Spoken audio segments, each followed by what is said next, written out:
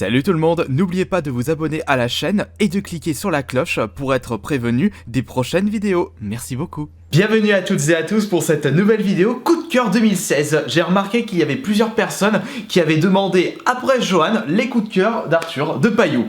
Donc je vous rappelle qu'il possède une chaîne YouTube en compagnie de son copain Samos.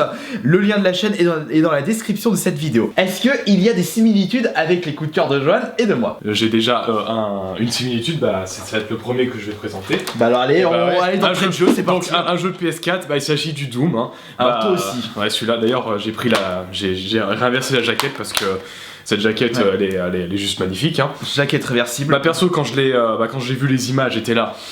Ah, il a l'air bien tout ça, et dès que je l'ai eu en main, j'ai retrouvé les sensations d'un Doom quoi, tout simplement. Et je crois que c'est toi qui l'avais découvert avant nous, Doom.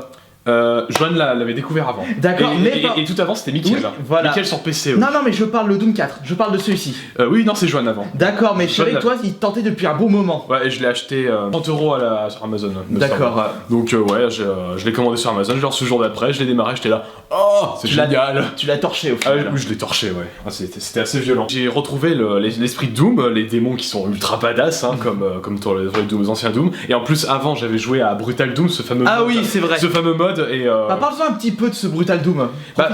Brutal Doom, comment je pourrais expliquer? Déjà, c'est une amélioration totale des graphismes, mais bien sûr en gardant le côté ancien Doom, mais c'est vraiment mieux fait. T'avais ils ont mis des prises de Duke Nukem, tu sais, le coup de pied, ils l'ont mis. Il y a les Fatality, ils étaient sur Brutal Doom, de toute façon. Les Glory Kill alors. Oui, les Glory Kill, ils étaient déjà dans Brutal Doom. De toute façon, ce Doom là, il est inspiré du Brutal Doom. D'accord. Du mode. Et d'ailleurs, c'est John Romero, le créateur de Doom, qui a même félicité ceux qui ont créé Brutal Doom. Et même un petit conseil, Brutal Doom, il est disponible sur ROM Station. Maintenant, on va passer au quatrième jeu. Donc le quatrième jeu, c'est un jeu c'est un jeu PS3 d'une série qui me tient vraiment à cœur. Ah, juste avant, il y a combien de jeux qui sont sortis cette année? Un seul? Encore? Un seul. Ouais, Doom. On est pareil, les trois frères. Oui, un seul, oui, exact. Celui-là, mais il est pas. Non, 2015. D'accord. 2015. Alors maintenant, on va passer au 4ème. Donc, un jeu PS3 d'une série qui me tient à cœur, hein, de toute façon, c'est écrit. C'est Toll of. Qu'est-ce qu'il y a? Non, je voulais montrer à GameCube avant, mais c'est pas grave.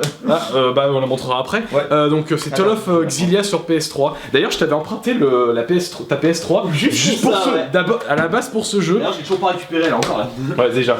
Et la série me tient à cœur, d'ailleurs je possède la GameCube Toll of Symphonia. Quand j'y ai joué, mais coup de cœur magistral, même s'il est pas si énorme que ça quand tu regardes... par rapport à Symphonia par rapport à Symphonia ou même par rapport à Vesperia.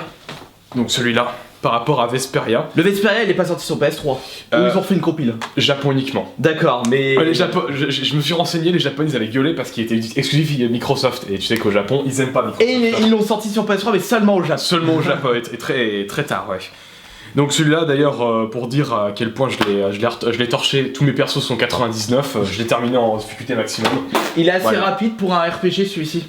Quand même, j'ai mis 40 heures. Hein. Oh, et encore j'ai bourriné. Hein. Et c'est parti pour le troisième coup de cœur. Ouais, j'ai oublié de préciser que moi les Tales of, je suis pas trop intéressé. Alors le troisième coup de cœur, j'ai pas de boîte parce que tout simplement il n'est jamais sorti en boîte. Oui c'est vrai, c'est celui-ci. C'est un jeu indé, il s'agit d'Undertale tout simplement, que j'ai terminé il y a même pas 3 semaines. Et tu l'as découvert cette année, mais ce jeu n'est pas de cette année par contre.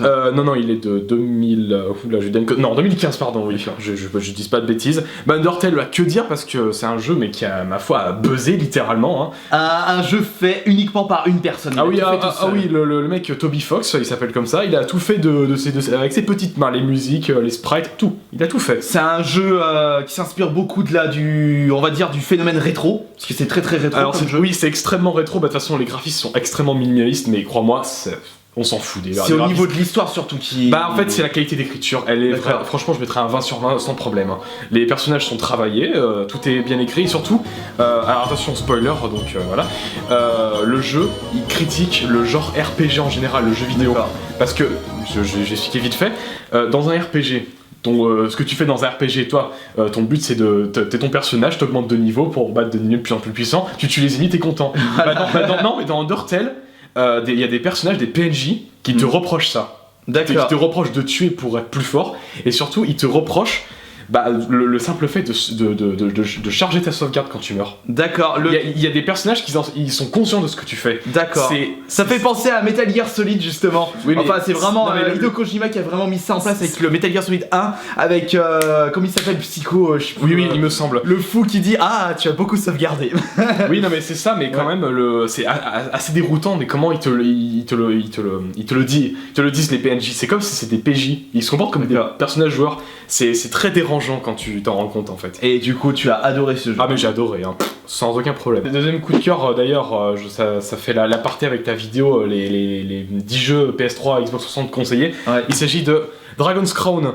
En fait, je t'avais emprunté juste après que t'aies fait la vidéo parce que j'étais derrière la caméra. Et en fait, ce jeu, pourquoi je l'adore? Parce que déjà, je suis un rôliste. Et en fait, ce jeu, c'est totalement l'ambiance jeu de rôle. Parce qu'en fait, dans le jeu, il y a un narrateur qui te raconte, en fait le scénario. Et ça te fait ça te fait entrer dans une ambiance. En fait, t'es un personnage et c'est comme si tu faisais un jeu de rôle, quoi. C'est du beat'em up. Oui, c'est du beat'em all. Très axé old school, par contre. Ah oui, c'est hyper old school et les graphismes, j'irais pas dire jusqu'à dire que c'est du cel shading, mais ça ressemble pas mal. Et le chara design est juste magnifique, même si on est dans la démesure au niveau du chara design. Bah, regarde là derrière. Attends, je vois l'Amazon et l'Amazon avec les cuisses de mammouth. On dirait Chun-Li. Ouais, c'est ça, on dirait Chun-Li.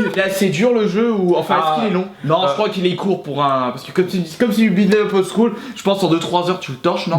Non, il est long. 10 heures quand même. Ouh, alors j'ai rien dit. 10 heures et encore, le jeu va te pousser à refaire le jeu 3 fois. D'ailleurs, on peut y jouer à 4. Ouais, voilà. On peut y jouer à 4 et mais à 4 c'est une orgie. Faudrait peut-être que je le teste tout seul parce que quand j'avais testé, on était à 4 et j'ai pas trop. Bah, tu devrais le tester. Bah, on va passer au coup de cœur de Payou pour cette année 2016. Alors, tiens, reprécise d'ailleurs tes coups de cœur des années précédentes avant 2015, 2014. 2014 c'est Smash Bros déjà. Alors le premier c'est Smash Bros. Ouais. Et 2015. Quelques coups de cœur peut-être 2015. Non, j'ai rien monté parce que j'ai pas fait attention en fait. Ah d'accord. Alors le jeu que je vais montrer pour mon coup de cœur tout premier, c'est un jeu 3DS. Et il est sorti en 2015, c'est Fire Emblem Conquest. Parce que là il y a le focus. Explique-en un petit peu pour ceux qui ne sont pas du tout Nintendo parce que c'est une série alors déjà full made in Nintendo. Déjà, c'est un tactical RPG. Déjà, tout premier. Cette série, elle existe depuis la NES. Donc, actuellement, si je ne me trompe pas, c'est l'opus 15, ça. C'est le 15e opus. Hein. Oh putain, bah dis donc, il y en a autant que Final Fantasy. C'est ça, oui. Non, mais c'est ça en plus. Hein. Enfin, on enlève les spin-off Final Fantasy. C'est ça. Et comment je pourrais expliquer? Un tactical RPG. Si vous connaissez les Advance Wars, c'est le même créateur justement, ça ressemble. À la seule différence que vos unités sont des héros. Et la particularité, c'est ce qui fait la difficulté du jeu, c'est que si vous perdez un héros, c'est pour de bon. C'est ça qui m'avait frustré quand j'ai joué. D'ailleurs, faut que je récupère le mien. Oui. En torse à la règle depuis le Awakening, donc l'opus d'avant, il y a une fonction pour que les héros ne meurent pas. Ah, il y a une entorse à la règle, donc oui. Quand j'ai vu ça, j'étais dit cool, je vais pouvoir le garder. Même si maintenant j'ai tendance à faire en classique maintenant. Voilà, j'ai découvert ça avec celui-ci. Bon, après on a tous commencé à connaître Fire Emblem en France grâce à Smash Bros Melee avec Marth et Roy. Là c'était les deux intrus d'ailleurs. Hein, voilà. C'est comme NES sur le plus 64, c'était l'intrus. D'ailleurs celui-là, on me dit que c'est le moins bien. En fait, celui-là et celui-là, c'est les mêmes. Donc celui-ci, c'est le troisième donc. Troisième, c'est un remake du premier, et celui-là, c'est un remake du premier encore. C'est deux remakes, celui-là. D'accord. En plus, moi, je suis assez fan des Advance Wars, mais c'est le fait de perdre ces personnages qui m'a un peu frustré, mais peut-être que je vais mettre à fond. Joue au Awakening, là, t'auras pas ce souci. Tu pourras mettre une fonction pour pas perdre tes héros. D'accord, je vais pouvoir redécouvrir Fire Emblem du coup. Alors, subtilité de celui-là par rapport à tous ses prédécesseurs, c'est que déjà ce jeu, il se vendait en deux opus différents. T'avais le Conquest et t'avais le Fate. Fate c'est un nom général. Celui-là c'est Conquête, donc tu l'as l'autre ou pas? Non, je ne l'ai pas. Ah d'accord. Non, en fait, vous avez Héritage. Il n'y a pas vraiment, vous pouvez faire un choix, Héritage ou Conquête, mais quand vous démarrez le jeu, au tout début, vous n'avez pas de clan. D'accord. C'est au bout du 6e chapitre.